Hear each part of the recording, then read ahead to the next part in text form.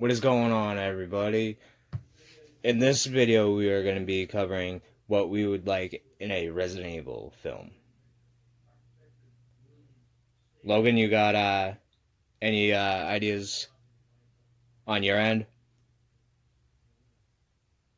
Yeah, low budget, keep it B, you know, since they're influenced from old American B horror movies. So, Night of the Living Aesthetics, Dead? you know. Yes.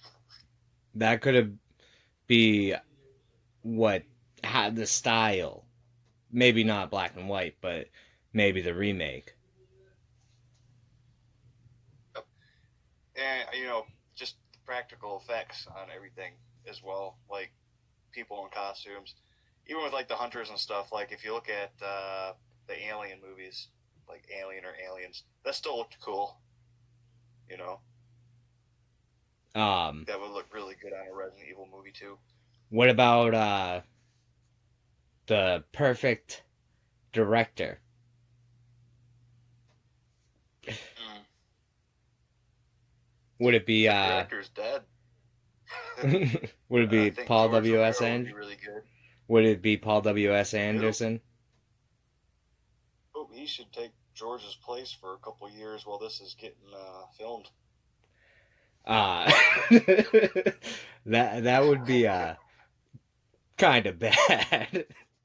But me as a if I was a director for it, I would probably have it in a set location, not all the slow-mo stuff from the current films. I would probably have it as practical effects, and I would have it based on current events, maybe if it was going along the lines of Resident Evil 7, even though I'm not a fan of it, it's bringing horror back to the series. I agree with that. Uh, in my perfect world, if there was finally a good Resident Evil movie, I always wanted it to be back at like a mansion setting. And if they were gonna be basing it off the games, like if the movie was good, I don't care if it's based off the games, as long as like the concept is still there, kind of true to the original thing that people love about those games. Like I don't think the movies need any of these big name actors like more Marvel characters or anything. I think they need to find someone who actually fits the profile that they're looking for, But whether the that be you know nobodies. but they're able to act because we don't Yeah. want the voice lines to be stop, don't open that door, or Oh, not at all. Well, I mean, I would probably enjoy that just because it's funny, but a lot of people probably wouldn't. or But like, I mean, yeah, we don't need like a Chris Evans and Scarlett Johansson running around on screen playing Chris and Leon, or Chris and Jill, or Leon and Claire. We find people who actually look like these people.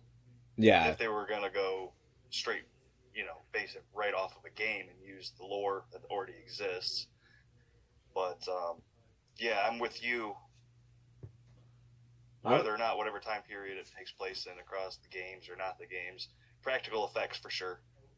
Um, I think Keep the the suspense up. It doesn't need to be action all the time.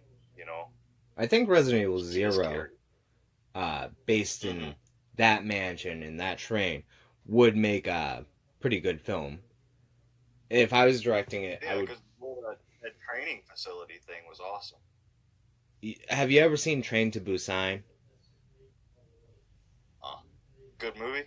It's good, but I think I would direct it similar to that, but because it gave you a sense of claustrophobic, and if you think of it, it's not a wide open space. It's not like a field. It's pretty close knit in a train, and then with it going back and forth, I would have it go and hit plot points, but I wouldn't have some of the unnecessary parts, like the first time Rebecca is lost, she's stuck in the um, food compartment, or even Billy if you have the places switched.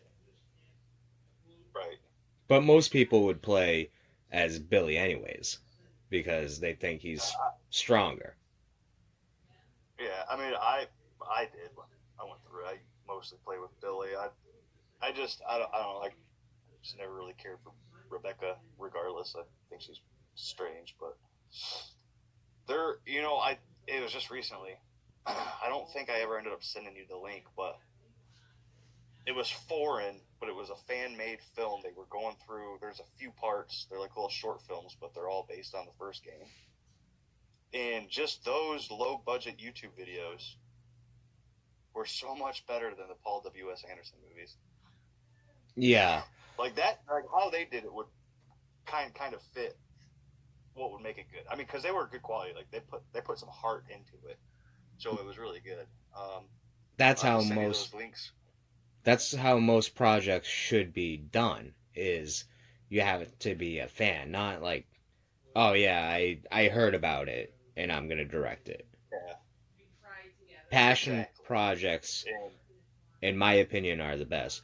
But if I was to go on original content, I would probably have, if we go with expanded universe, I would probably have um, a Stars branch being attacked by Umbrella because the information would have been passed on from Chris and the rest of the Alpha team from Raccoon City.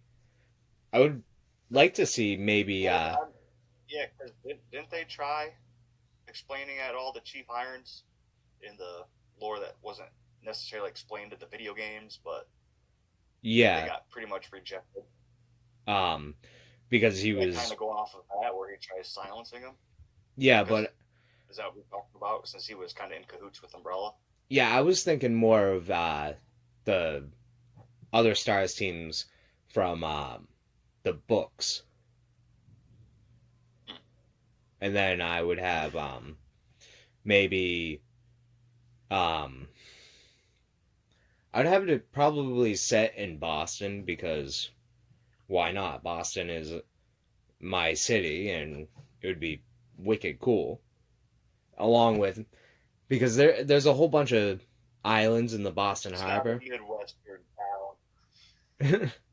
It doesn't have to be because Calabina Cove is in Maine, and that's not too far away from Boston.